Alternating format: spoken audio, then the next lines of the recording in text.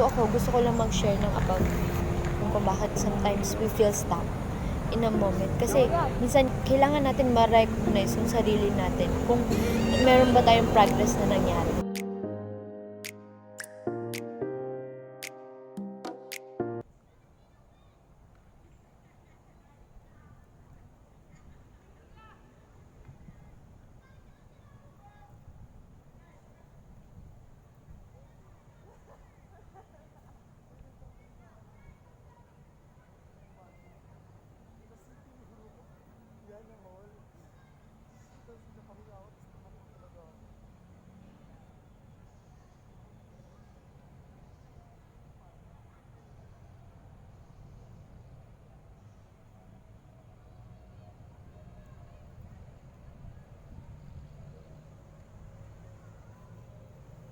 Hi guys! So, ayun, my name is Zel. Nakita nyo kanina, di ba? Meditate ako. Which is, pumikit ko pa yung mata ko and ginamitan ko yung lahat ng senses na meron ako. Habang pinagmamasdan ko yung napakagandang paligid na ito. Kumbaga, in-appreciate ko yung life that I have today.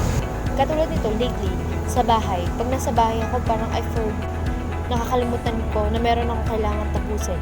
Na meron akong kailangan gawin. Kasi pag nasa bahay ako, feeling ko wala dun yung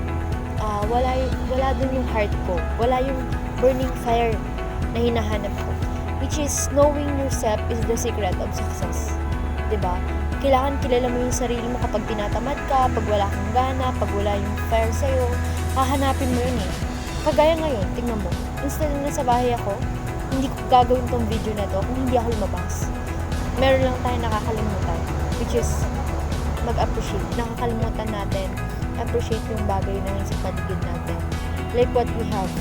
The air, the sunset, the beautiful forest, the beautiful nature, the beautiful tree, and everything else. Diba?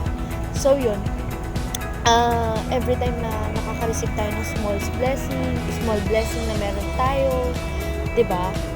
Ang magandang gawin natin is let's learn to be in a present moment. Kasi lately, I'm studying about meditation and it's good.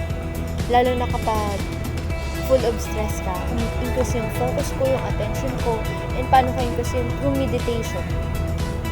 Pag-practice ng meditation. Meditation is good. Lalo na for example, ganito, nakapikit ako. Merong maingay sa paligid. Tama? Saan mo i-focus yung sarili mo?